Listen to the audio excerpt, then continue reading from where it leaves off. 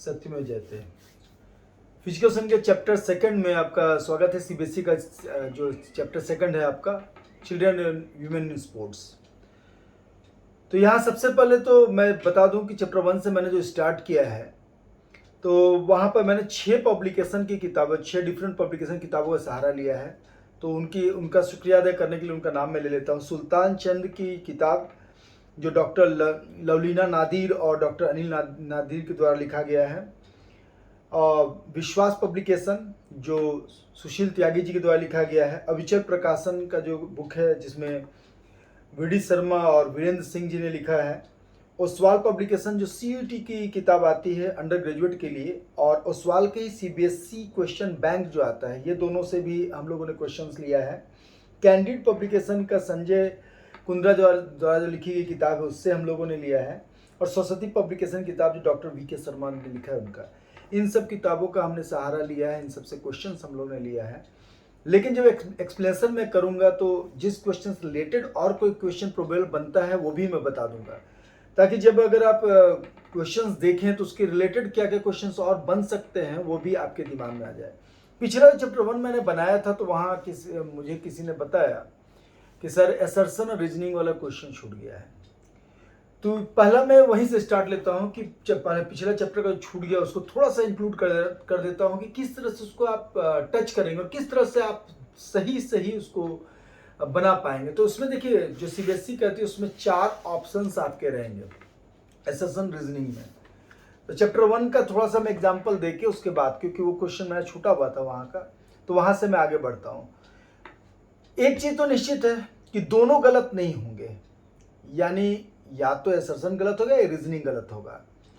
तो 4 ऑप्शन उसके बनते हैं कि ए या तो सही यानी असर्शन सही है और रीजनिंग गलत है, यानी सेकंड वाला उसका स्टेटमेंट गलत है उससे रिलेटेड, या फिर रीजनिंग तो सही है, नीचे वाला तो सही है लेकिन ऊपर वाला ही गलत है। जैसे अगर कोई बोल दे, लिखा रहे असर्शन में कि bow legs means closing the knee या overlapping the knee, touching the knee when one stand erect, तो ये तो गलत हो गया। एंड सेकंड रीजन लिखे कि it is due to lack of calcium और लैक ऑफ जो है विटामिन डी, अगर इस तरह का नीचे लिखा हुआ है, या it is also called rickets, तो सेकंड वाला सही हो गया, पहला वाला गलत हो गया। तो सेकंड वाला जो उसका एक्सप्लेनेशन है उसको हम लोग बिकॉज करके, हेंस करके, एंड करके अगर पढ़ के देखें तो दोनों अपने आप पता चल जाएगा कि दोनों रिलेशन है सही हो रहा है कि नहीं हो रहा है, और अगर रिलेशन सही नहीं हो रहा है तो कौन सा ऑप्शन होगा। तो ऑप्शन जो आपका ए होता है उसमें बोथ ए और आर दोनों सही है, और आर सही एक्सप्लेन कर रहा है ए को, यानी ए से रिजेंबल कर रहा है और सही से उसके बारे में एक्सप्लेनेशन को पूरा कर रहा है। दूसरा कहता है कि ए और आर दोनों तो सही है लेकिन आर सही एक्सप्लेन नहीं कर रहा है उसको। तीसरा कहता है कि ए तो सही लेकिन आर गलत है। चौथा कहता है कि ए गलत है और आर सही है, ए गलत है और आर सही, यानी कि दोनों में से एक ना एक सही जरूर होगा। तो ये तो आपके लिए पॉजिटिव हो गया कि दोनों को ध्यान से पढ़िए, दोनों में से एक तो सही लगेगा ही, आपको लगना चाहिए। तो अगर दोनों गलत लग रहा है तो ध्यान से पढ़िएगा कि कोई ना कोई तो सही है, और जो सही है उसके अनुसार जाइएगा। अगर दोनों सही लग रहा है तो सिर्फ ये देखना है आपको कि क्या दोनों एक दूसरे को रिजेंबल है, दोनों एक दूसरे से जुड़ा हुआ है, दोनों एक दूसरे के बारे में कुछ कह रहा है, यानी कम से कम सेकंड जो बात कह रहा है, सेकंड जो रीजनिंग है वो सही कह रहा है ऊपर वाले असर्शन के बारे में। तो ये पूरा का पूरा आपको देखना है। एग्जाम्पल के लिए चैप्टर 1 से ले लेते हैं हम लोग। Teams performance goes down due to lack of cooperation. अब एक तो पूरा सही है, कोऑपरेशन की कमी रहेगी तो जो है आपका टीम जो है सही नहीं खेल पाएगा। सेकंड में दिखा हुआ रीजन में group cohesion is togetherness among group members striving for a common goal. तो अब इसको ऐसे पढ़िए, team performance goes down due to the lack of performance and group cohesion is the togetherness among group members striving for a common goal. Team performance बढ़ता है और group cohesion जो होता है, टीम परफॉर्मेंस जो कॉपरेशन क्या है तो ग्रुप कोहेशन से जुड़ा हुआ है। ग्रुप कोहेशन क्या है, together among group members striving for एक कॉमन गोल के लिए आगे बढ़ता है। यानी कि अगर लैक रहेगा अगर कॉपरेशन का तो परफॉर्मेंस डाउन होगा, ये भी सही है, और ग्रुप कोहेशन के द्वारा वो बढ़ता है। लेकिन ये पूरा रिजेंबल इसलिए नहीं है क्योंकि पहला निगेटिव हो गया है, तो इसको भी निगेटिव सेकंड में होना चाहिए था, तो ये बी होगा कि दोनों सही तो है लेकिन रिजेंबल नहीं कर रहा है। अब the just second, the games and sports in any country hold a very important role. Games and sports जो है किसी भी कंट्री का एक वेरी इंपॉर्टेंट रोल प्ले करता है, ये सही बात है। एंड सेकंड है, it is a prime responsibility of the sports organising committee to organise the events in a magnificent manner. इसलिए ये जो है प्राइम रिस्पॉन्सिबिलिटी है, क्योंकि कंट्री को, अब ये देखिए दोनों रिजेंबल कर रहा है, इसको ऐसे पढ़ा कीजिए एंड करके तो देखिए कैसे लगा। The games and sports in any country hold a very important role, hence या एंड या बिकॉज, तो and it is a prime responsibility of the sports organising committee to organise the events in magnificent manner. तो आपको लगेगा हाँ सही resemble तो कर रहा है, दोनों बात एंड करके पढ़ रहे हैं तो दोनों लग रहा है कि हाँ जुड़ा हुआ है, दोनों एक दूसरे के साथ टैली कर रहा है सही से। तो यानी ए इसका आंसर होगा। तो आपको ये देखते जाना है, जैसे planning increases our efficiency and performance, ये तो सही बात है, ठीक है। और planning is nothing but thinking advance, planning कुछ और नहीं है, एडवांस में सोचना है। तो पहला है planning is nothing but thinking advance, तो एकदम सही है। And planning increases our efficiency and performance, और प्लानिंग हम लोग के इंक्रीज करता है एफिशिएंसी परफॉर्मेंस को। तो ये दोनों रिजेंबल भी कर रहा है, इसलिए ये दोनों जो है सही है, ए में जाएगा। There will be no byes in a single knockout tournament having 32 team, एकदम सही बात है। The third bye is given to the upper most team of the upper half, तो पहला सबसे नीचे, दूसरा सबसे ऊपर, तीसरा नीचे वाला का सबसे ऊपर। अपर most team of upper half नहीं, लोअर हाफ होगा, तो यानी कि गलत है, यानी कि ए तो सही है और आर गलत है, तो यहाँ सी होगा। तो ये आपको इस तरह से देखते जाना है। जैसे planning is the foremost function in sports because planning gives A view of future course of action, ये भी ए होगा। तो ये आपको देखते जाना है कि कैसे हम पकड़े इसको, ठीक है। जैसे there will be no byes in a single knockout tournament having 64 team, एकदम सही है। The fourth bye is given to the lower and the fourth bye is given to the lower half top team, तो lower half का top team को fourth bye नहीं मिलता है, ये थर्ड बाय मिलता है इसको, तो ये भी सी होगा। इस तरह से आपको निकालना है, और इसी तरह के असर्शन रीजनिंग के क्वेश्चंस आएंगे। जैसे assertion seeding is given to good teams, position holder bracket में लिखा है position holders of previous year, ये भी होता है प्रीवियस, बेसिकली प्रीवियस ईयर के जो पोजीशन होल्डर होते हैं उन्हीं को सीडिंग दिया जाता है। अब सीडिंग और बाई में क्या अंतर है, ये मैंने वीडियो में बड़ा अच्छा समझाया हुआ है। ये सारा क्वेश्चंस लगभग हल है। असर्शन रीजनिंग कैसे बनाना है, ये सिर्फ मैं ये बताने के लिए ये आपका क्वेश्चंस पढ़ रहा था, ठीक है। तो इसको इस तरह से आपको असर्शन रीजनिंग के क्वेश्चंस करने हैं। अब हम लोग तुरंत से आ जाते हैं चैप्टर नंबर 2 पे।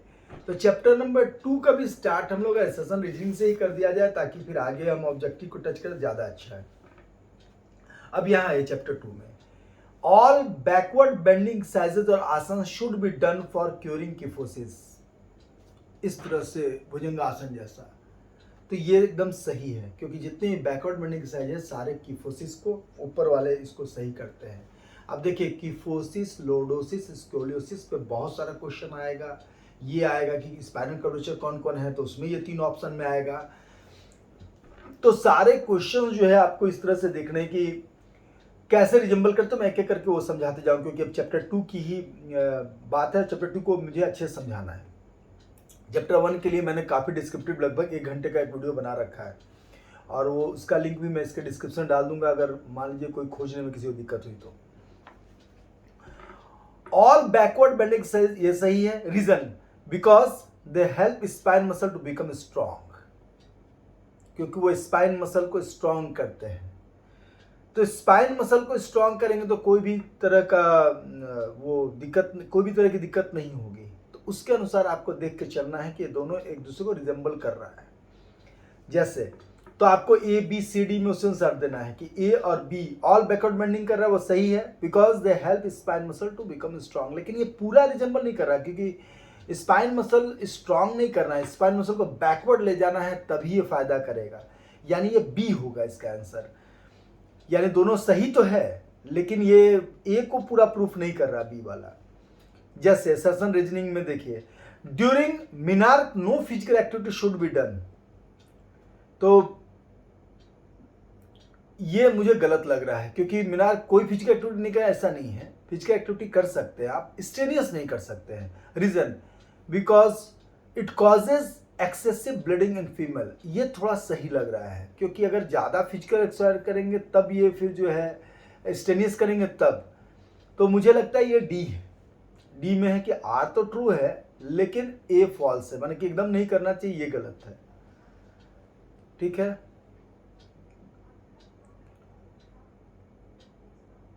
अब जैसे नेक्स्ट क्वेश्चन है, in osteoporosis the bone become weak, bone density कम होता है तो इसलिए बोन मिनरल डेंसिटी भी उसको कहते हैं, बोन मिनरल डेंसिटी भी उसको कहा जाता है।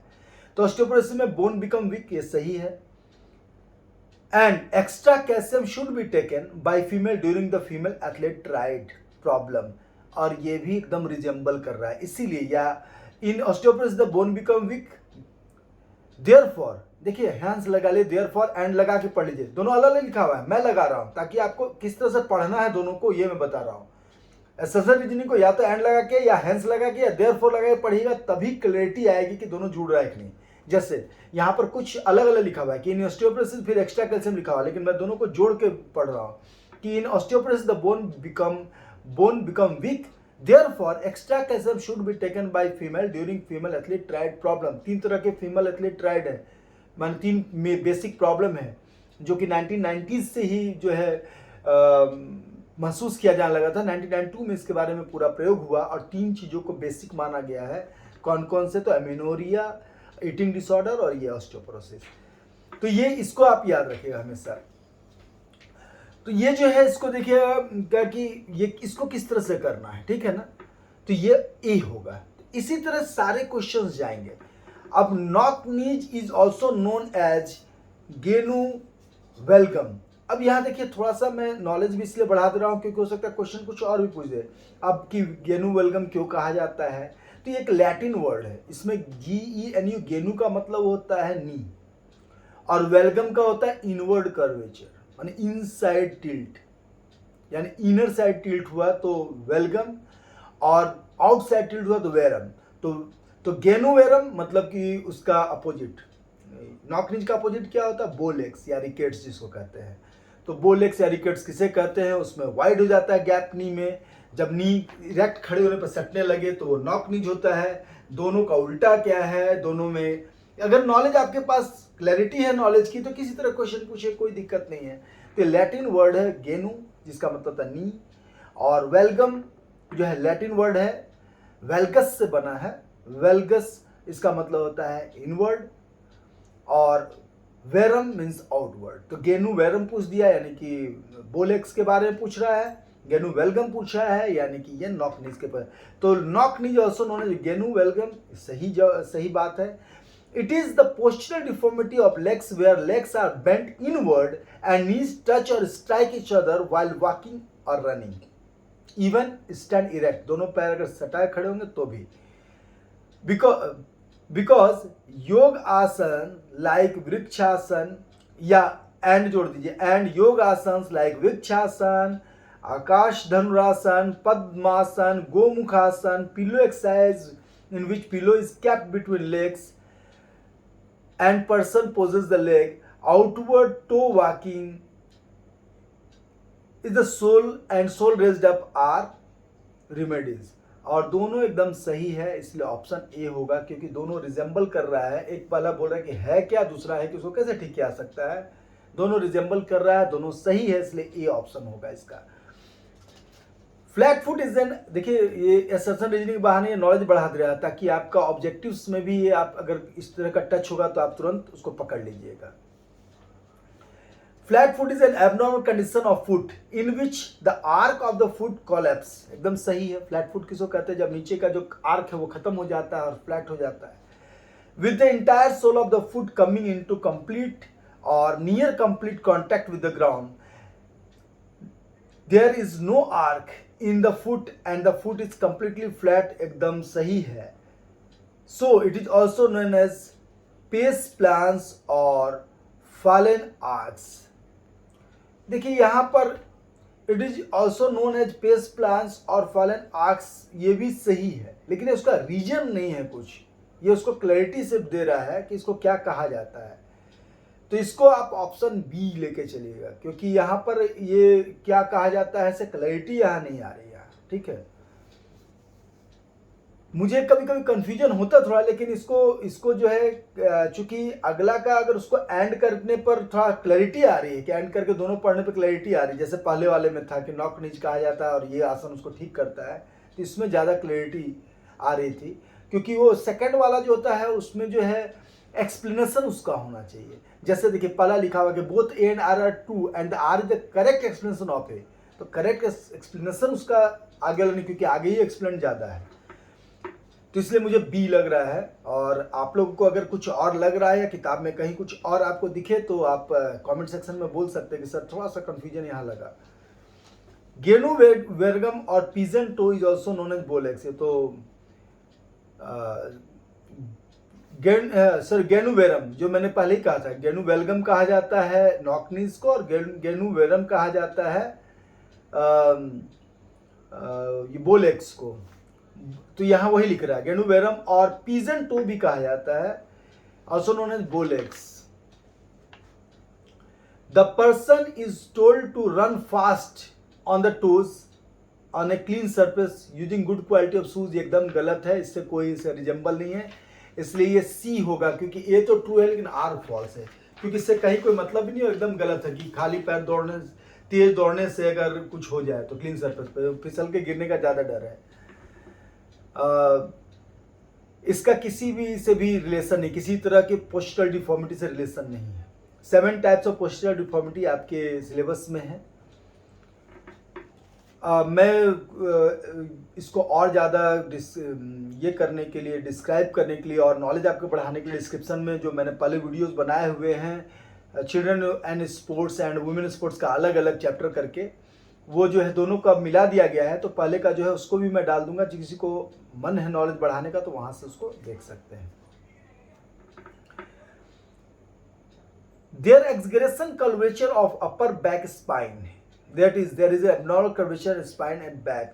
अब देखिए इसमें थोड़ा सा याद रखिएगा, ऊपर का जब मुड़ता है तो कीफोसिस, अब इसको याद रखने में मैं बच्चों को बोलता हूँ कि की आगे से मुड़ा हुआ रहता है, की में आगे ही वाला पार्ट जो है अंदर जाता है तो ताला खुलता है, तो ऊपर वाला पार्ट में अगर कुछ है, ऊपर वाले स्पाइन के ऊपर वाले पार्ट में कुछ है तो कीफोसिस, नीचे वाला उससे अपोजिट नीचे वाला लॉर्डोसिस। और एस ऐसे लिखा जाता है, अगर पूरा ऐसे नहीं लिखेंगे तो थोड़ा सा एस ऐसे रहता है, तो जब स्पाइनल कर्वेचर ऐसे थोड़ा मुड़ जाता है, साइडवर्ड कहीं भी टिल्ट होकर एस टाइप का शेप आता है, दैट इज स्कोलियोसिस। तो स्कोलियोसिस को अलग मान लीजिए, तो कीफोसिस लॉर्डोसिस एकदम अलग अलग चलता है। ठीक है, इसको और क्लियर करता हूं मैं आगे जब ऑब्जेक्टिव बताऊंगा तब। तो इस टाइप का असर्शन रीजनिंग आपका आएगा। इसको जो है आप अगर कोई और क्वेश्चन असर्शन रीजनिंग का है जो आपको कंफ्यूजिंग लग रहा है तो आप पूछ सकते हैं, आप कमेंट सेक्शन में पूछिएगा तो मैं उसका जवाब जरूर दूंगा।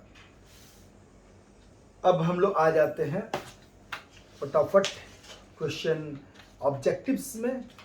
ठीक है, ऑब्जेक्टिव्स में सबसे पहले हम लोग एक एक करके हल करते हैं, क्योंकि बहुत सारे ऑब्जेक्टिव्स है मेरे पास, जब एक जैसा आने लगेगा तो मैं फटाफट आपको बताते जाऊंगा कि हाँ यहाँ हो गया है।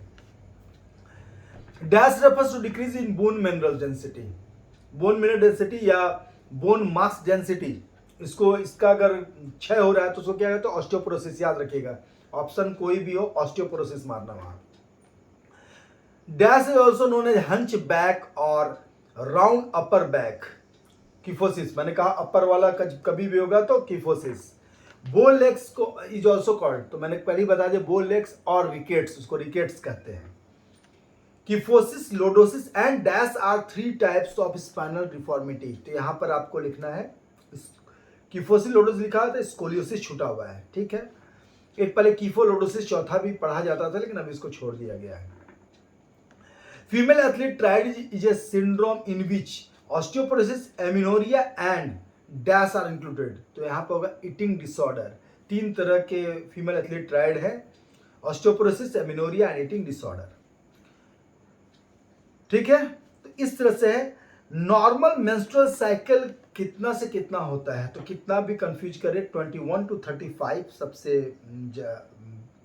21 डेज से कम नहीं होना चाहिए, 35 डेज से ज़्यादा नहीं होना चाहिए। 21 से कम में भी कुछ होने लगता है तो वो भी एक तरह का एमिनोरिया है, उसको मैं आगे डिस्क्राइब करूंगा आपको, और 35 ज़्यादा तो वो भी। विच one of the following is not related with spinal curvature, तो जान लीजिए कीफोसिस लॉर्डोसिस के अलावा कुछ भी दे दिया, कीफोसिस लॉर्डोसिस और स्कोलियोसिस के अलावा कुछ भी दिया तो वो आपका स्पाइनल कर्वेचर नहीं है। अगर है में आया तो यही तीनों है, ये याद रखिएगा। In which eating disorder of individual binges and purges. अब ये बिंजेस एंड पर्जेस क्या है याद रखिएगा, क्योंकि बहुत लोग अगर इसको समझ नहीं पाएंगे तो फिर उसको लिख नहीं पाएंगे। BINGS बिंजेस या बिंगस पढ़ा जाता है। बिंजेस ईट ए लॉट कहा जाता है उसको, बहुत खा लेना। अब पर्जेस का मतलब होता है फोर्सफुली वोमिट कर देना। तो ये होता है बुलिमिया में। दो तरह के ईटिंग डिसऑर्डर है, बुलिमिया नर्वोसा और एनोरेक्सिया नर्वोसा। तो बुलिमिया में खा तो ज़्यादा लेती है फीमेल, लेकिन उसको लगता है कि हमने कुछ गलत कर दिया, कुछ सीन हो गया, कुछ पाप हो गया, तो वो क्या करती है, उसको फोर्सफुली वॉमिट कर देती है। तो बुलिमिया नर्वोसा में ज़्यादा खतरनाक मानता हूँ। एनोरेक्सिया में एक्सेसिव एक्सरसाइज करते हैं, डाइट को मिनिमाइज कर देते हैं, लेकिन उसका ऐसा बहुत ज़्यादा जो है वो मुझे लगता है नुकसान वाला नहीं, उससे ज़्यादा मुझे खतरनाक लगता है बुलिमिया। एनोरेक्सिया नर्वोसा ठीक है, लेकिन दोनों गलत ही है। दोनों गलत है इसलिए क्योंकि हम लोग कंपेरेटिवली कौन कम खराब है बोल रहे हैं, और कंपेरेटिवली दोनों ईटिंग डिसऑर्डर खराब हैं। दोनों ईटिंग डिसऑर्डर को ठीक करने के लिए सेल्फ स्टीम को बढ़ाना चाहिए कि ईश्वर ने जैसा दिया ठीक है, हम इसको और बेहतर बनाने का प्रयास करें। Female athlete triad is a syndrome characterised by osteoporosis, amenorrhoea, eating disorder, all of these. क्या होना चाहिए, मैंने पहले बताया तीनों है, तीनों लिखा हुआ है, यानी all of these.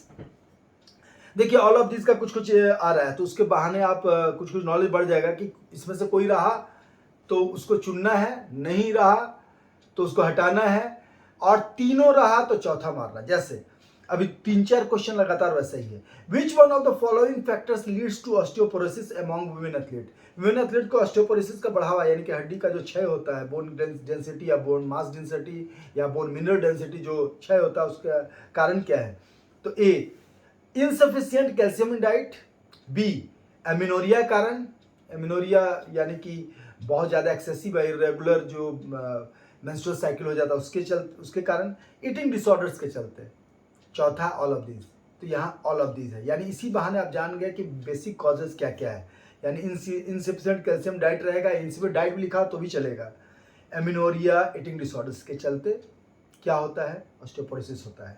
Which one of the following factors में इंक्लूड और में इंड्यूस माने फोर्सफुली इसको बढ़ाता है, इंड्यूस करता है और इनहेंस करता है, बढ़ाता है the chances of amenorrhoea. Amenorrhoea को क्या क्या बढ़ा सकता है, तो hormonal changes.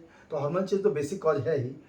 Intake of less calorie अगर आप ले रहे हैं तो बॉडी में बहुत आपका एंटीबॉडीज कम हो जाएगा, और उसके चलते बहुत सारी बीमारियां ऐसी भी आ जाएंगी। इंटेंसिव एक्सरसाइज के चलते भी आपका हार्मोनल डिसबैलेंस हो सकता है, और एमिनोरिया यानी कि मेंस्ट्रुअल डायफंक्शन आपका बढ़ सकता है।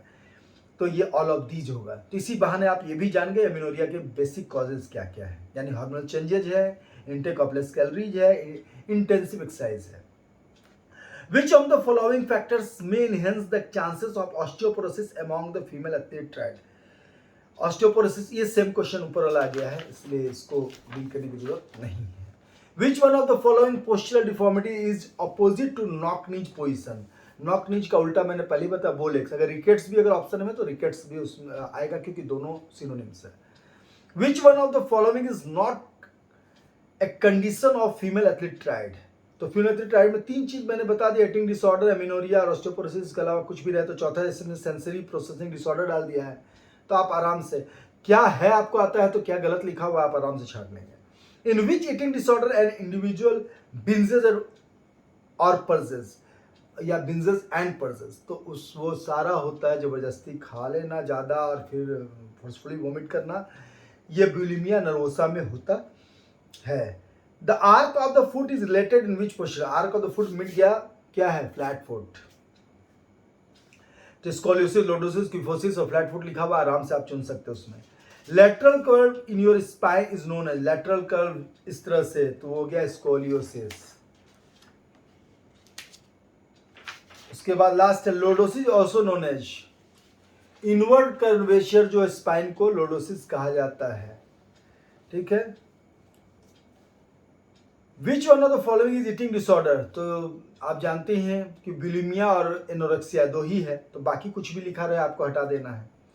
Which one of the following corrective exercise is beneficial for correction of knock नीज, तो इसमें जो भी दिया हुआ रोप स्कीपिंग वॉकिंग ये सब तो होगा नहीं, तो नॉक नीज के लिए हॉर्स राइडिंग सबसे अच्छा, क्योंकि हॉर्स पे जब आप चढ़ते हैं तो घुटना दूर होता है और पैर नीचे बंधा रहता है, तो घुटना फोर्सफुली दूर रहता है, तो नॉक नीज दूर होता है। पीलो भी रख के सो सकते हैं आप। और भी कुछ कुछ एक्सरसाइजेज हैं, जैसे पद्मासन में बैठेगा तो भी, गोमुखासन में बैठेगा तो वो सारे जो है आपके नॉक नीज को दूर करते हैं। In which postural deformity the gaps between the ankles goes on increasing, तो जब घुटना सटेगा ज़्यादा तो नीचे वाला पैर बढ़ेगा, और जब बढ़ेगा तो उनका एंकल में भी दूरी बढ़ेगी, यानी एंकल में दूरी बढ़ती है नॉक नीज के कारण। Scoliosis is a postural deformity in which related to, scoliosis किससे है, तो वर्टेब्रल कॉलम जो है, वर्टेब्रल कॉलम जो है उसके, यानी कि बैकबोन को वर्टेब्रल कॉलम भी बोला जाता है। मिनार्क इज डिफाइंड एज द, अब इसका प्रोनाउंसिएशन सबको अलग अलग करते होंगे, वर्टेब्रल कॉलम इस तरह से। मिनार्क इज डिफाइंड एज द, तो बिगिनिंग ऑफ मेंस्ट्रुअल साइकिल को मिनार्क कहा जाता है। मैच द फॉलोइंग, ये सब भी आपका नॉलेज बढ़ाने के लिए अच्छा है। इधर फ्लैट फुट है तो इस साइड में आपको देखना है कि क्या है, तो एबनॉर्मल आर्क। बो लेग्स है तो इस साइड से चुनना है, तो बो लेग्स में वाइड गैप, नॉक नीज इनवर्ड बेंट, तो इसको चुन कर आपको बना देना है। जैसे जैसे नेक्स्ट क्वेश्चन में 5 चीजें लिखी हुई है, पांचों को मिलाकर ही आंसर आएगा। जैसे राउंड शोल्डर है तो इस साइड खोजिए राउंड शोल्डर क्या है, तो राउंड शोल्डर आपको लग रहा है पोस्चरल डिफॉर्मिटी है, बहुत अच्छी बात है। मिनार्क क्या है, तो इधर में खोजिएगा तो फर्स्ट मेंस्ट्रुअल ब्लीडिंग है। फीमेल एथलीट ट्राइड क्या है, तो उसमें 3 फीमेल प्रॉब्लम्स को लिया गया है। ऑस्टियोपोरोसिस क्या है, तो ऑस्टियोपोरोसिस जो है डिक्रीज बोन डेंसिटी, इधर से चुनना है। एनोक्सिया नर्वोसा क्या है, तो ईटिंग डिसऑर्डर है। इस टाइप के क्वेश्चन का एक खासियत क्या होता है कि अगर 4 पूछा है आपको, अगर 3 आता है या 2 भी आता है तो आप आंसर मिला सकते हैं 1D 2A, तो कौन सा आ रहा है, तो 2 या 3 आने पर भी अधिकतर आंसर क्लिक हो जाता है, लेकिन थोड़ा सा नॉलेज के लिए चाहिए आपको वास्ट। ठीक है। अब आगे आते हैं हम लोग। विच one of the following is the deformity of legs, तो लेग्स का डिफॉर्मिटी पूछ रहा है, तो या तो नॉक नीज होगा, या तो बो लेग्स होगा, या तो फ्लैट फुट होगा, क्योंकि फुट से रिलेटेड यही 3 है। और 4 है आपका अपर पार्ट का, क्या 3 तो आपका वर्टिबल कॉलम का हो गया, एक शोल्डर का राउंड शोल्डर, तो ये आपको बेसिकली 7 पढ़ना है, तो याद रखना है ऐसा। If the menstruation cycle does not begin at puberty, the condition called, जब 15-16 साल तक भी अगर स्टार्ट नहीं हो रहा तो उसको कहते हैं प्राइमरी एमिनोरिया, और जब स्टार्ट तो हो गया लेकिन 3 महीना से ज़्यादा के लिए बंद हो गया है तो उसको कहते हैं सेकेंडरी एमिनोरिया, तो ये याद रखिएगा।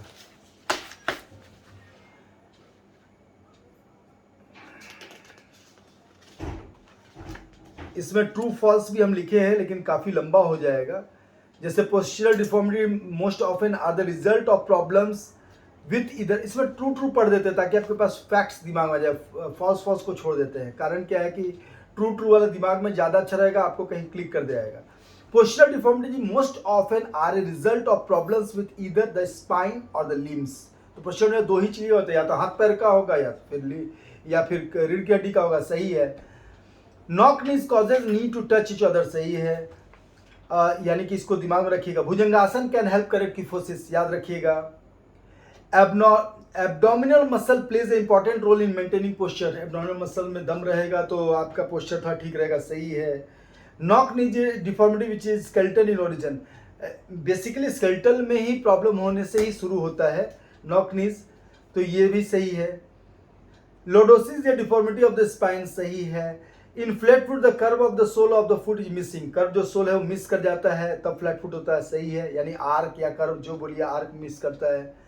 Exercises can help improve flat foot, exercise के लिए कुछ भी लिखा हुआ, exercises can help improve lordosis scoliosis, सारा सही होगा। कोई भी पोस्चरल डिफॉर्मिटी लिख दिया तो एक्सरसाइज करने से ठीक होगा, क्योंकि वहाँ कौन सा एक्सरसाइज ये क्लियर नहीं कर रहा, तो कोई भी एक्सरसाइज यही है। यानी कि जो भी एक्सरसाइज लोग करते हैं एक्सरसाइज ही है, और कोई ना कोई एक्सरसाइज किसी न किसी चीज में हेल्प करता है। In very early age knock knees are normal, 7 साल तक अधिकतर बच्चों का नॉक नीज रहता है, इसमें कोई बहुत खतरनाक बात नहीं है। उसके बाद से तक भी सही एक्सरसाइज करने से अपने आप ठीक होने लगता है, या खुद पैर मजबूत होता है ठीक होने लगता है। ये नॉर्मल, लेकिन सबका नहीं होता है, कुछ बच्चों का बचपन से ही ठीक रहता है। In yoga can help improve knock knees, yoga can help improve any deformity, इसलिए ट्रू है। Cobra pose is helpful in correcting kyphosis, kyphosis को कोबरा पोज लिखिए या फिर भुजंगासन लिखिए, भुजंगासन को कोबरा पोज भी कहा जाता है। Horse riding corrective exercise for knock नीज, मैंने पहले ही बता दिया कि हॉर्स राइडिंग से नॉक नीज ठीक होता है। Bench press is useful in correcting round shoulder, round shoulder में शोल्डर आगे आ जाता है, तो बेंच प्रेस में ये इस तरह से जब हम वेट लेके पीछे की ओर जाते हैं तो ये पीछे की ओर जाता है, तो राउंड शोल्डर के लिए अच्छा होता है। फिल इन द ब्लैंक्स भी आपको थोड़ा फायदा कर सकता है ऑब्जेक्टिव हल करने में, जैसे scoliosis is a deformity of the spine, dash causes the knee to touch each other, तो knock knees. Amenorrhea is a part of female athlete triad. Anorexia is the loss of appetite, anorexia में appetite जो है वो loss हो जाता है, आदमी को भूख ही नहीं लगती है और लगता है हमेशा मोटे हो रहे हैं तो कम खाने लगता है। Loss of bone density called osteoporosis, anorexia is an eating disorder. Symptoms of female triad include weight loss. तो इस तरह से मुझे लगता है कि अब धीरे धीरे आप देख रहे होंगे कि वही सब क्वेश्चन आ रहा है। मैं एक दो देखता हूं कि आप पकड़ पाते हैं। Deformities of the spine includes, तीनों आपको याद हो गया होगा, किफोसिस, लोडोस्कोलियोसिस, चौथा ऑल ऑफ दीज आप कर लीजिएगा।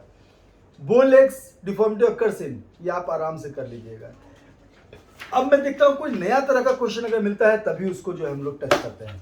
अब जैसे ई वाले में, इस बुक में जो मैंने कहा डिफरेंट बुक्स है, तो इस बुक में थोड़ा बहुत ओलंपिक को टच किया, क्योंकि फीमेल लोग जो है ओलंपिक में कितना कैसे पार्टिसिपेट किए उस पर भी क्वेश्चन है। तो देखते हैं। WHO issued a set of guidelines for exercise for women, तो 2010 याद रखिएगा। Adults aged between 16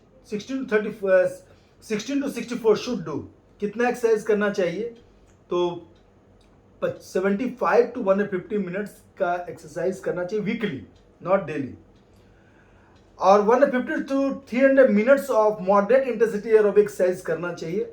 सारा वीकली लिखा हुआ है क्योंकि 16 to 64 को एक साथ हम मिला दिए हैं इसलिए, ठीक है।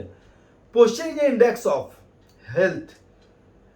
First Indian women to become world number 1 badminton, तो फर्स्ट पूछ रहा है तो साइना नेहवाल पहले बनी थी और फिर बाद में पीवी सिंधु बनी, ठीक है। और कुछ नया क्वेश्चन। नॉक नोन, तो आप जान ही रहे हैं, गेनू का मीन्स होता है नी और वेलकम का मतलब होता है इनवर्ड, तो ये आपको पता है। थोड़ा सा इसको और क्लियर करते हैं यहाँ पर कि which postural deformity related to posterior curve. Posterior curve जो होता है उसका मतलब क्या होता है, यानी कि backward curve. Posterior curve of spine क्या है, लोडोसिस जो है ना, यहाँ से पोस्टीरियर कर्व है, यानी कि इधर से पीछे मुड़ गया, पीछे से ऐसे दब गया, तो पोस्टीरियर कर्व, ठीक है। और एंटीरियर होता है फॉरवर्ड, फॉरवर्ड कर्व हो गया, अगर पीछे से आगे की ओर मुड़ गया है ऊपर वाला पार्ट तो हो गया किफोसिस, उसको एंटीरियर कर्व बोला जाता है, याद रखिएगा। अब इसको याद रखने के लिए मैं क्या बोलता हूँ कि पोस्टीरियर पेट से रिलेटेड है, पेट के रीजन में है, तो पोस्टीरियर कर्व लोडोसिस, ठीक है। और एंटीरियर कर्व किफोसिस, यानी कि किसी भी की का आंसर क्या होगा तो एंटीरियर होगा, एंटीरियर की से रिलेटेड है, तो इसको ऐसे करके रिलेट कर लीजिएगा, ठीक है। आउट ऑफ द फॉलोइंग, ऐसे एक होता है hollow back and hunch back, तो उसमें हॉलो बैक कहा जाता है, जैसे बैक हॉलो हो गया पीछे से, तो वहां पर इसको लोडोसिस को, और हंच बैक, ऊपर से हंच बैक हो गया तो किफोसिस को। ये सारा कुछ कहीं ना कहीं से टच हो जाएगा आपका, देखिएगा, तो इसको आपको याद रखना, ठीक है। Out of the following methods which will increase the participation of women in sports, ये इंटरेस्टिंग है। जैसे पहला है providing separate changing facilities for women, women के लिए चेंजिंग फैसिलिटी होना चाहिए, अलग तरह की फैसिलिटी अलग से देना चाहिए कि चेंजिंग रूम, चेंजिंग के लिए अलग जगह होना चाहिए, वो उससे फीमेल का थोड़ा सा मनोबल बढ़ेगा। सेकंड है provision of child care at the venue, जहाँ भी वेन्यू हो स्पोर्ट्स का वहाँ पर चाइल्ड केयर भी होना चाहिए, ताकि कोई अगर छोटा बच्चा हो किसी का तो वो जाए और छोटे बच्चे का चाइल्ड केयर अच्छे से हो रहा तो निश्चिंत होकर पार्टिसिपेट कर पाए। Third, good coaching facilities of women, women के लिए स्पेशली गुड कोचिंग फैसिलिटी होना चाहिए, खासकर वीमेन अगर रोल मॉडल हो तो ज़्यादा अच्छा है। और चौथा, ऑल ऑफ दीज, तो no doubt all of these, क्योंकि बाकी का तीनों सही है। इसी बहाने आप जान गए कि फीमेल को कैसे पार्टिसिपेशन मिल सकता है ज़्यादा। ठीक है, दो चार और पॉइंट है, जैसे लेजिस्लेशन में थोड़ा सुधार होना चाहिए कि जहाँ भी बॉयज़ जाएगा तो गर्ल्स क्यों नहीं जाएगी, जाना चाहिए, उनको भी ले जाना है। जैसे बहुत बार फंड की कमी रहती है तो मेल को भेज देते, फीमेल को नहीं भेजते हैं, तो वो नहीं होना चाहिए। तो हमारे कुछ नियमों में सुधार होना चाहिए। सेकंड है, फीमेल रोल मॉडल्स को बढ़ावा देना चाहिए। थर्ड, बायस्ड नहीं होना चाहिए मीडिया को दोनों मेल और फीमेल दोनों का एक समान जो है दिखाना चाहिए, ब्रॉडकास्ट करना चाहिए चीज़ों को। फिर जो है सोशल जो है जो एटमॉस्फेयर है जो उसको चेंज करना चाहिए। फोर्थ, जो खेल का जो पैसा होता है वो दोनों को बराबर मिलना चाहिए, क्योंकि देखा जाता है मेल को बहुत ज़्यादा मिलता है फीमेल की अपेक्षा, तो ये नहीं होना चाहिए, यानी सोशल बायस्ड भी नहीं होना चाहिए हम लोग को। तो ये सारा कुछ जो है फीमेल के पार्टिसिपेशन को बढ़ा सकता है। इसके अलावा जो मैंने तीन है उसके अलावा मैंने बताया कोबरा पोज, तो फिर ये तो कॉमन हो गया है, बहुत बार पूछ दिया है। हाँ, ये वाला वहाँ पर जो है क्लैरिटी नहीं थी, क्योंकि एक ही बार पूछ दिया था 16 to 64। अब 65 से ऊपर है तो minimum duration of activity should be 150 minutes per week at vigorous intensity, माने विगरस इंटेंसिटी के साथ, थोड़ा सा तेज इंटेंसिटी के साथ एडल्ट्स का अबव 65 ईयर्स। 65 ईयर्स के बाद भी थोड़ा विगरस करना चाहिए, अगर सिंपल ही करते रहेंगे तो आपकी बॉडी में वो एनर्जी नहीं आएगी। हाँ, अब आप लोग के लिए बहुत टाइम है, यह सब हम लोग के लिए ज़्यादा यूजफुल है, लेकिन आप लोग को याद रखना एग्जाम के लिए। Rate at which the activity is being perform is known as, तो इसको इंटेंसिटी कहा जाता है। ट्रेनिंग मेथड्स में ज़्यादा क्लैरिटी के साथ आप इसको पढ़िएगा। एक और चीज़ मैं क्लियर कर दूँ, frequent menstruation is known as, जो फ्रीक्वेंट मेंस्ट्रुएशन होता है बिना किसी रेगुलेटरी के, जो 21 to 35 हम लोग ने पहले पढ़ा है, अगर उसके बिना अगर फ्रीक्वेंट मेंस्ट्रुएशन साइकिल अगर किसी चल रहा है तो उसको क्या कहा जाता है, तो उसको पॉलीमेनोरिया कहा जाता है। इसको उसमें जो मेंस्ट्रुएशन ब्लीडिंग है उसको यूटेरिन ब्लीडिंग कहा जाता है। तो यूटेरिन bleeding is less than 21 days, 21 days से कम में ही हो रहा है और ज़्यादा हो रहा है, उसको पॉलीमेनोरिया कहा जाता है। इसका जस्ट अपोजिट है ओलिगोमेनेरिया। अब जो है इसका प्रोनाउंसिएशन लगभग इसी तरह होना चाहिए, और ये इसमें 37, इसका उल्टा है, ये यहाँ वहाँ 21 से भी कम में होने लगा, और 35 डेज से ज़्यादा, 37 डेज से ज़्यादा गैप के साथ अगर हो रहा है तो वो उसका उल्टा है। फिर मेनोरिया करके एक है, मेनोरिया, इसमें वेरी हैवी ब्लीडिंग होता है और बहुत कम दिन में 2-4 दिन में होते रहता है, और अगर बहुत ज़्यादा इरेगुलर हो रहा है, कभी ज़्यादा दिन हो रहा है फिर कभी कम हो जा रहा है, इस तरह का हो रहा है, उसको मेट्रोर्जिया कहा जाता है। मेट्रोर्जिया, इसमें रेगुलर होता है और ब्लीडिंग भी अनएक्सपेक्टेड होते रहता है।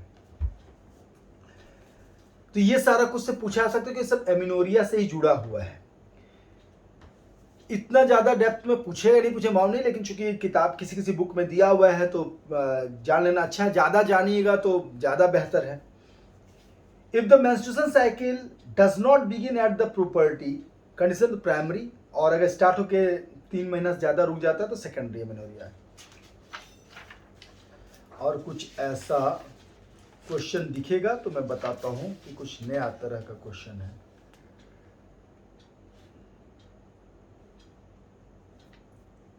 अब कौन कौन से आसन से क्या ठीक हो सकता है वो थोड़ा सा एक बार जरूर जान लीजिए। जब भी आगे का है तो पीछे वाले जो आसन आए, जब भी नीचे का है तो आगे झुकने वाला जो भी आसन आए, तो ये सारा कुछ याद रखिएगा। और स्कोलियोसिस है तो साइडवर्ड बेंडिंग, दोनों साइड, अगर इस साइड ज़्यादा मुड़ा है तो इधर ज़्यादा मुड़ना है।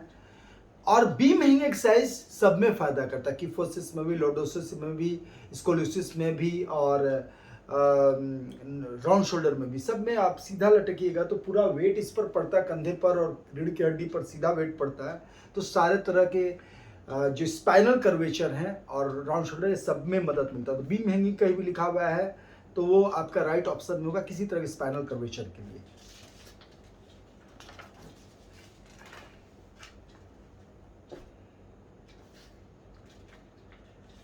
गेनुवेलगम, गेनुवेरम ये बहुत बार पूछा है, चारों डिफरेंट बुक्स में तो आ सकता है, इसको देख लीजिएगा।